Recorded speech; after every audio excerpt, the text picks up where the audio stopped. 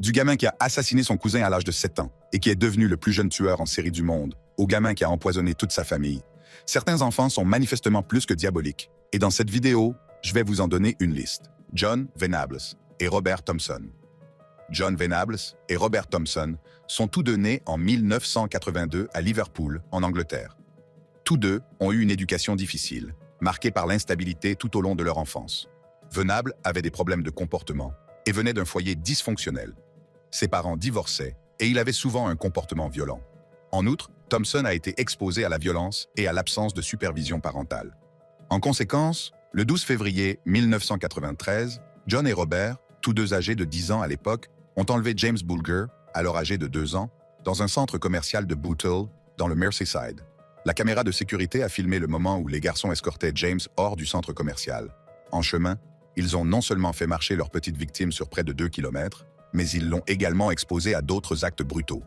Venables et Thompson ont emmené James dans un endroit éloigné, le long d'une voie ferrée, où ils l'ont sauvagement agressé. Le jeune garçon a été blessé à plusieurs reprises avec des briques et des barres de fer avant que son corps ne soit placé sur les rails. Peu de temps après le crime, Venables et Thompson ont été arrêtés grâce aux images de sécurité et aux témoignages. Lorsque leur procès s'est ouvert en novembre 1993, l'indignation de la population s'est manifestée dès le début de la procédure. Les garçons ont été déclarés coupables de meurtre par le tribunal, ce qui fait d'eux les plus jeunes personnes de l'histoire britannique moderne à être reconnus coupables de meurtre. Ils ont été condamnés à être emprisonnés selon le bon vouloir de Sa Majesté, une sorte de détention indéfinie pour les criminels mineurs, avec une peine minimale de 8 ans. En 2001, Venables et Thompson ont donc été libérés de prison après avoir purgé 8 ans chacun sous de nouvelles identités pour les protéger des retombées de leurs actes publics. Depuis sa sortie de prison, Robert Thompson a réussi à mener une vie relativement discrète. En revanche, John Venables a été renvoyé en prison après avoir été détenu à 2 reprises pour avoir prétendument été en possession de matériel pédopornographique. Si ces 2 individus étaient des tueurs fous, la personne suivante sera beaucoup plus folle en raison du nombre de coups de couteau qu'elle infligeait à ses victimes. Craig Price. Craig Price est né le 11 octobre 1973 à Warwick, Rhode Island. Élevé dans un quartier à prédominance afro-américaine, il grandit dans un foyer composé de ses 2 parents et de ses frères et sœurs. Le début de la vie de Price est semé d'embûches, bien que son environnement familial semble stable. Très tôt, il a montré des symptômes de colère, se bagarrant souvent à l'école. À l'adolescence, son comportement est devenu plus perturbateur et il a commis divers délits juvéniles. Alors qu'il n'avait que 13 ans, Craig Price a commencé à sombrer dans le meurtre. Au cours du mois de juillet 1987, Price s'est introduit dans la résidence de Rebecca Spencer, qui avait 27 ans à l'époque et vivait à 2 maisons de chez lui. Il l'a poignardée 58 fois avec un couteau de cuisine, lui causant d'intenses souffrances. L'affaire est restée en suspens pendant 2 ans, bien que la violence de l'agression ait indigné la population locale. Les terribles désirs de Price sont à nouveau mis en lumière en septembre 1989, lorsqu'il assassine Joanne Eaton et ses 2 jeunes enfants, Jennifer et Melissa, dans leur maison de Warwick. Muni d'un couteau de cuisine, il s'est introduit dans la maison par une fenêtre et a agressé Joanne, la poignardant à 57 reprises. Il s'est ensuite attaqué à Jennifer, qui l'a poignardée 62 fois. Enfin, il s'est attaqué à Melissa, qui l'a poignardée 30 fois et dont il a détruit le crâne. Price, qui n'avait que 15 ans à l'époque, a été capturé plus tard par la police, qui l'a relié au meurtre grâce à ses empreintes digitales et à une trace de pas laissée à l'heure du crime. L'arrestation de Craig Price et les aveux qu'il a faits par la suite ont provoqué un choc généralisé dans tout le pays. Alors qu'il était encore mineur, il était initialement prévu qu'il soit libéré de prison à l'âge de 21 ans, ce qui était la durée maximale autorisée par la loi de Rhode Island pour les mineurs à l'époque. L'indignation du public face à cette éventualité a donc entraîné d'importantes réformes législatives.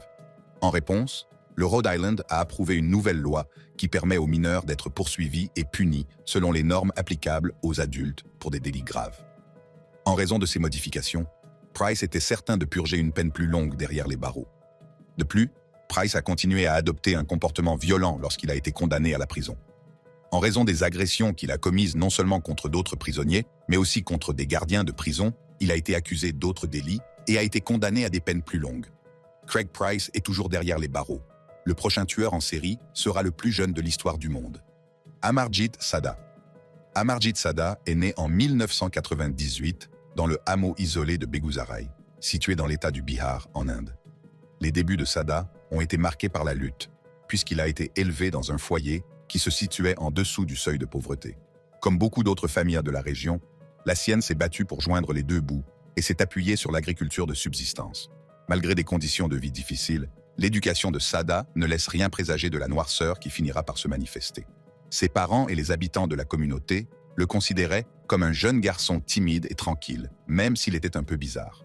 D'un autre côté, sous cette apparence placide, se cachait une tendance à la violence qui dépassait l'entendement.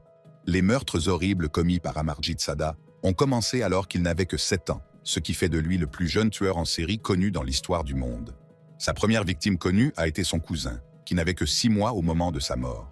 L'année suivante, il a de nouveau assassiné sa sœur de 8 mois en l'étranglant. Le comportement violent de Sada s'étant aggravé, il a été responsable de la mort de Khushbu, une enfant de 6 mois qui était la fille d'un voisin. Il l'a attirée loin de son lieu de repos et l'a emmenée dans un champ voisin, où il lui a violemment fracassé le crâne avec une pierre, ce qui a causé sa mort. La disparition de Khushbu et la découverte ultérieure de son corps ont donc déclenché une enquête qui a finalement abouti à l'arrestation de Sada. En outre, l'âge a été un facteur qui a rendu les procédures judiciaires d'Amarjid Sada plus difficiles à comprendre. Sada n'avait que 8 ans lorsqu'il a été placé en détention, ce qui est beaucoup plus jeune que l'âge de la responsabilité pénale en Inde. Comme il n'y avait jamais eu d'affaires antérieures concernant un enfant ayant commis des actes aussi horribles, le système judiciaire s'est trouvé confronté à un problème de taille. Selon les informations disponibles, Sada n'a montré aucun signe de tristesse au cours de son interrogatoire, et il a même souri lorsqu'il a raconté les détails de ses activités criminelles. Dans l'espoir de le réhabiliter et de mieux comprendre les facteurs qui ont conduit à sa conduite violente, le système judiciaire indien avait l'intention de lui faire suivre une intervention et un traitement psychiatrique. En raison de la nature délicate de l'affaire et des réglementations qui protègent le droit à la vie privée des individus, on manque encore d'informations sur le traitement qu'il a suivi et sur son état actuel. Même si Amarjid a accompli quelque chose qu'aucun autre enfant dans l'histoire n'a jamais fait. Pourtant, le prochain individu commettra un crime encore plus terrible. Eric Smith. Le 22 janvier 1980, Eric Smith est né dans le comté de Steuben, dans l'État de New York. Dès son plus jeune âge, il est confronté à une multitude de difficultés qui finiront par définir sa personnalité complexe. À l'école, il est constamment victime de brimades en raison de ses cheveux roux, de ses taches de rousseur et de ses grosses lunettes. En outre, il a été établi qu'Eric souffrait d'un trouble explosif intermittent, un syndrome caractérisé par de brusques périodes de comportement très agressif et colérique. Cependant, le degré de tourment intérieur de Smith a été largement ignoré jusqu'à ce qu'il s'exprime par un acte de violence horrible. En conséquence, le pays a été surpris par le crime commis par Eric Smith, qui n'avait que 13 ans à l'époque. Voici donc ce qui s'est passé. Le 2 août 1993, Derek Roby, qui n'avait que 4 ans à l'époque, se rendait seul à un camp d'été dans la communauté non constituée en municipalité de Savona, dans l'État de New York, lorsqu'il est tombé sur Smith. Ainsi, le petit garçon a été attiré dans une forêt isolée par Smith, qui a ensuite agressé Derek avec une férocité disproportionnée par rapport à son âge. En outre, il a utilisé un bâton pour infliger des dommages supplémentaires à Derek, en plus de l'étrangler et de lui faire tomber un énorme rocher sur la tête. Dans les dernières heures de la journée, le cadavre de Derek a été retrouvé, ce qui a donné lieu à une enquête approfondie pour identifier le responsable de sa mort. Le 8 août 1993, Eric Smith a été placé en détention après avoir admis avoir commis le meurtre. Son procès a attiré l'attention des médias, non seulement en raison de la nature diabolique du crime, mais aussi en raison de l'âge de l'accusé. Pendant les audiences, l'équipe de défense de Smith a maintenu que ses maladies psychiatriques, en conjonction avec son passé malheureux, ont été les moteurs de sa décision de commettre le meurtre. Malgré ces faits, la Cour a conclu que Smith était conscient des répercussions qui résulteraient de son comportement.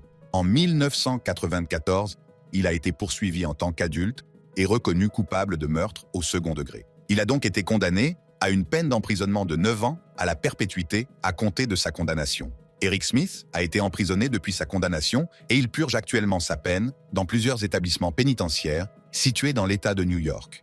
Entre 2002 et aujourd'hui, il a fait l'objet de plusieurs audiences de libération conditionnelle. À chaque fois, la demande de libération conditionnelle de Smith a été rejetée, principalement en raison de la gravité de son délit et des incertitudes quant à sa capacité de réinsertion. Néanmoins, la libération conditionnelle de Smith a été accordée en octobre 2021, son départ de prison étant prévu pour novembre 2021. Par ailleurs, ce jugement a suscité diverses réactions de la part du grand public et de la famille de Derek Roby, qui a encore du mal à accepter la mort de son fils. Le prochain tueur en série assassinera son ami en le poignardant plus de 40 fois. Michael Hernandez. Michael Hernandez est né le 2 février 1990 à Miami, en Floride. Hernandez est un garçon intelligent mais solitaire. Il était connu pour rester très souvent seul et était très tôt obsédé par les comportements criminels. Ce sont ses amis et les membres de sa famille qui se sont aperçus les premiers de sa préoccupation pour les meurtriers en série et d'autres sujets sombres qu'il étudiait et dont il parlait souvent.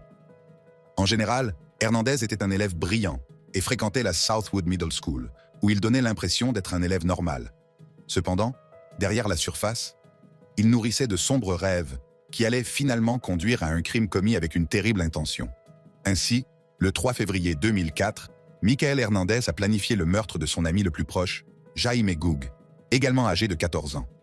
À l'aide d'un couteau de cuisine qu'il avait pris chez lui, Hernandez a agressé Goog alors qu'il se trouvait dans les toilettes de la Southwood Middle School. Plus de 40 coups de couteau ont été infligés à Goog par Hernandez, qui visait son cou et son corps. L'administration de l'école et les élèves ont été laissés en état de choc par la sauvagerie de l'agression. En outre, Hernandez est retourné à l'école d'une manière calme après le meurtre, mais son attitude et les vêtements tachés de sang qu'il portait ont conduit à son arrestation presque immédiatement. Les charges de meurtre au premier degré ont été retenues contre Michael Hernandez après son arrestation. Les procès ont permis de découvrir que Hernandez avait planifié le meurtre à l'avance et qu'il disposait d'une liste d'autres victimes potentielles, dont sa sœur. Hernandez a été condamné à une peine de prison à vie sans possibilité de libération après sa condamnation. De plus, des experts ont témoigné du trouble de la personnalité narcissique et des tendances psychopathiques d'Hernandez tout au long de la procédure judiciaire, ce qui a attiré l'attention sur l'état mental perturbé d'Hernandez. Pendant plus de 10 ans, Michael Hernandez a été incarcéré à la Columbia Correctional Institution, située à Lake City, en Floride. En outre, sa mort est survenue le 29 avril 2021, alors qu'il était âgé de 31 ans. Selon les premiers rapports, il se serait évanoui alors qu'il effectuait des tâches ordinaires à l'intérieur de la prison et il a été déclaré mort peu de temps après. Il a également été établi que la mort de Hernandez avait été causée par une dysrythmie cardiaque, qui est un trouble provoquant un rythme cardiaque anormal. Le prochain individu poignardera des personnes au hasard plus de 100 fois chacune. James Fairweather. James Fairweather est né le 5 août 1998 à Colchester, dans l'Essex, en Angleterre. Pendant son enfance, James Fairweather a connu de nombreuses difficultés, notamment des brimades à l'école et l'isolement social. Dès son plus jeune âge, il présente des troubles du comportement qui conduisent à un diagnostic de TDAH. D'autre part, James Fairweather a développé une fascination pour les actes violents et s'est souvent plongé dans des médias représentant des personnages ayant commis de terribles meurtres. Ainsi, la spirale meurtrière de James Fairweather a commencé alors qu'il avait à peine 15 ans.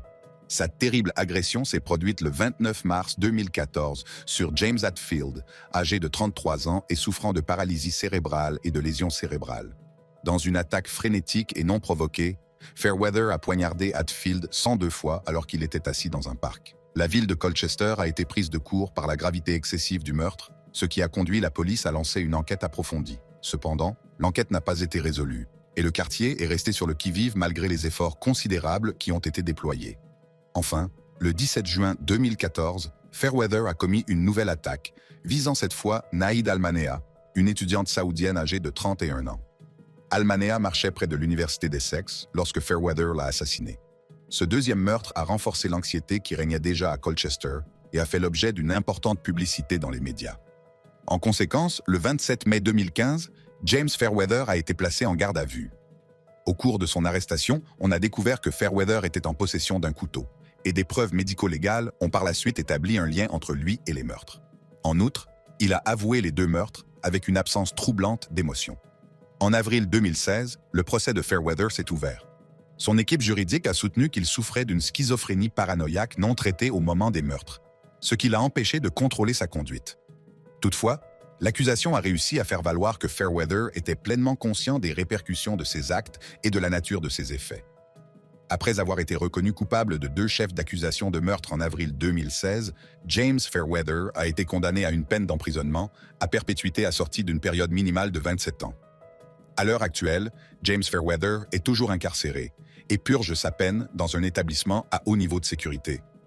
Le prochain tueur en série commettra des meurtres de jeunes enfants d'une manière qui vous choquera. Jesse Pomeroy. Né le 29 novembre 1859 à Charlestown, dans le Massachusetts, Jesse Pomeroy était un Américain connu. Jesse et son frère aîné ont été élevés dans une famille instable. Son père était un alcoolique violent et sa mère s'est battue pour leur assurer un environnement stable.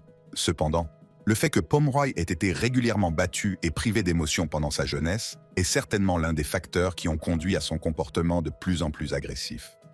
Dès son plus jeune âge, Pomeroy éprouve de terribles désirs, dont celui de torturer des créatures innocentes, notamment des petits animaux.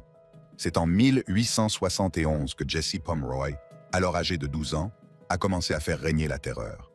Au début, il a commencé par agresser les jeunes garçons de son quartier. En d'autres termes, il les attire dans des endroits isolés où il les torture avec des couteaux et d'autres objets dangereux. Au cours de l'année 1872, le comportement agressif de Pomeroy devient beaucoup plus grave. Il enlève une petite fille de 10 ans, Katie Curran, et l'assassine sauvagement. Après l'avoir attirée dans la boutique de vêtements de sa mère, il la poignarde à plusieurs reprises avant de dissimuler son corps dans le sous-sol de la boutique. En 1874, cette atrocité a été suivie par le meurtre d'Horace Millen, qui n'avait que 4 ans à l'époque. Pomeroy a enlevé le petit enfant de son domicile et l'a transporté dans une région marécageuse isolée, où il a utilisé un couteau pour trancher le cou de l'enfant et mutiler son corps. En outre, le public a été surpris par l'extrême gravité de ces meurtres, ce qui a donné lieu à une recherche vigoureuse de l'auteur de ces meurtres. En avril 1874, Jesse Pomeroy est placé en détention, peu de temps après la découverte du corps d'Horace Millen. Au cours de son procès, Pomeroy fait preuve d'une absence de remords et ses manières glaciales et impersonnelles mettent mal à l'aise de nombreuses personnes présentes. En raison de son jeune âge, il a d'abord été condamné à mort, mais cette peine a finalement été remplacée par une peine d'emprisonnement à vie en isolement. En conséquence, Pomeroy a passé le reste de sa vie à l'intérieur, et il est décédé en 1932, à l'âge de 72 ans, bien qu'il ait déposé de nombreux appels et fait d'innombrables efforts pour être libéré. Si Jesse a commis des crimes terribles, c'est l'individu suivant qui vous choquera le plus, en raison de la manière dont il assassinait ses victimes. Graham Young. Graham Young est né le 7 septembre 1947 à Neasden, au nord de Londres. Dès son plus jeune âge, Young montre une obsession troublante pour les poisons et leurs effets sur le corps humain. Dès l'âge de 13 ans, il étudie les composés toxiques de manière approfondie, lisant des livres sur le sujet avec beaucoup d'intérêt et faisant des expériences. Lorsqu'il a commencé à interroger ses proches sur son expertise, sa fascination a rapidement pris une tournure sinistre. Les membres de la famille de Young ont été parmi ses premières victimes documentées. En d'autres termes, il a commencé à ajouter de l'antimoine et du thallium aux repas et aux boissons de sa sœur Molly Young en 1961 dans le but de l'empoisonner. Molly est alors tombée gravement malade, souffrant de terribles douleurs abdominales et perdant ses cheveux. Elle décède tragiquement en 1962, et bien que l'on ait d'abord attribué sa mort à des causes naturelles, Graham est par la suite soupçonné du meurtre. En outre, Young menait en même temps des expériences sur son père, sa sœur et un camarade d'école, les laissant atteints de maladies graves et mystérieuses. Cependant, lorsqu'un professeur de l'école de Young a découvert qu'il transportait des fioles de poison et des notes sur leurs effets, il est devenu évident que Young était en train de faire quelque chose. Son arrestation en 1962, à l'âge de 14 ans, résulte donc de cette révélation. Young a été envoyé à l'hôpital Broadmoor, un hôpital psychiatrique de haute sécurité pour les criminels, après avoir été accusé d'avoir empoisonné sa famille. Pendant son séjour à Broadmoor, Young a continué à manifester des comportements dangereux, utilisant diverses méthodes pour se procurer des drogues toxiques et empoisonner d'autres prisonniers, ainsi que le personnel. Il a passé plus de 9 ans en prison avant d'être déclaré guéri et libéré en 1971. Cependant, Graham Young est retourné à ses habitudes empoisonnées après avoir été libéré. Après avoir décroché un emploi dans une entreprise de fourniture photographique, il a eu facilement accès à des produits dangereux. Il a donc commencé à empoisonner ses collègues, ce qui a entraîné un certain nombre de maladies et de décès inexpliqués. 2 travailleurs sont morts sur le coup, tandis que plusieurs autres ont eu de graves problèmes de santé. Il a donc été établi que Young était à l'origine de ces maladies, ce qui a entraîné sa réarrestation en novembre 1971. En outre, Young a été reconnu coupable de nombreuses accusations de meurtre, de tentatives de meurtre et d'empoisonnement en 1972. En conséquence, il a été condamné à la prison à vie. En outre, le procès a mis en lumière son manque de regret pour ses actes et sa personnalité froide et calculatrice. Graham Young a passé le reste de sa vie derrière les barreaux, où il est resté une source d'intrigue et de terreur. Il est décédé en 1990, à l'âge de 42 ans. Aujourd'hui, le prochain tueur en série va se livrer à une fusillade à l'intérieur de sa propre école. Kip Kinkle. Kip Kinkle est né le 30 août 1982 à Springfield, dans l'Oregon. Kip a été élevé dans un foyer apparemment aimant et sûr, en tant que cadet de 2 enfants. Sa sœur aînée, Christine, était une élève douée socialement et intellectuellement, et ses parents, Bill et Faith Kinkle, étaient tous deux des éducateurs respectés. Même si sa famille semblait normale à l'extérieur, Kip a eu de graves problèmes émotionnels et des troubles de l'apprentissage dès son plus jeune âge. Après avoir reçu un diagnostic de dyslexie, il a eu du mal à s'intégrer à l'école et s'est souvent senti seul et indigne. D'autre part, Kip est devenu fasciné par les explosifs et les armes, les collectionnant et se documentant sur des sujets violents de manière obsessionnelle. C'est ainsi que le 20 mai 1998, la rage de Kip Kinkle, qui couvait depuis longtemps, a atteint un sommet catastrophique. Kip a tiré sur son père à l'arrière de la tête ce matin-là, après s'être fait renvoyer du lycée Thurston. Lorsque sa mère est rentrée à la maison plus tard dans la soirée, il lui a tiré dessus à plusieurs reprises, l'assassinant sur le champ. Il a ensuite passé la nuit dans la maison avec leur corps. Le lendemain, Kip s'est rendu au lycée Thurston, armé d'un fusil, de 2 pistolets et de plus d'1 millier de munitions. Il est entré dans la cafétéria de l'école et a commencé à tirer au hasard. En quelques minutes, il blesse 25 élèves et en tue 2, Ben Walker et Michael Nicholson. Lorsque de nombreux élèves l'ont attaqué et l'ont maîtrisé jusqu'à l'arrivée des policiers, son saccage a été stoppé. Après son arrestation, Kip Kinkle a été accusé de 4 meurtres et de 26 tentatives de meurtre. On a également découvert qu'il souffrait de schizophrénie paranoïaque, ce qui a contribué à ses actes violents et à ses délires.